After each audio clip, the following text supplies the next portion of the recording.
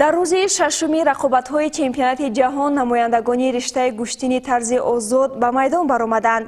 Чемпионати ҷаҳон дар шаҳри Нурсултони Қазоқистон идома дорад ва имрӯз дар миёни 79 варзишгари риштаи гӯштини тарзи озод ду намояндаи Тоҷикистон низ дар вазнҳои 57 ва 65 килограмм ҳунарнамоӣ карданд.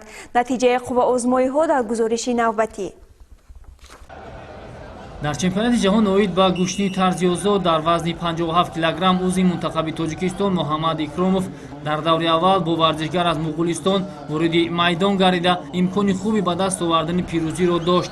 Гӯштнигири тоҷик дар дақиқаҳои аввали рақобат баъд аз иҷрои якчанд ҳаракат соҳиби 6 имтиёз гардид, аммо дар идомаи рақобат намояндаи Муғулистон бо ҳисоби 8-6 зафар ёфта ба даври дуюм баромад. Муҳаммад Икромов бошад аз идомаи мубориза бенасиб монд.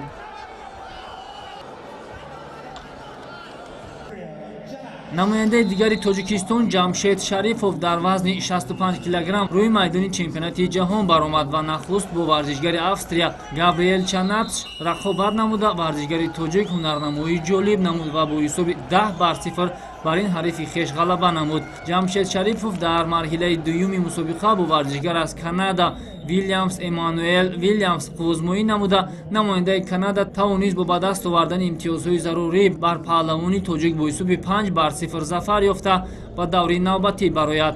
Баъди васила аз 6 варзишгари тоҷик дар риштаи тарзи озод ду тоён аз ҳаққи ба даст овардани мақомҳои ифтихорӣ дар чемпионати ҷаҳон бенасиб монданд.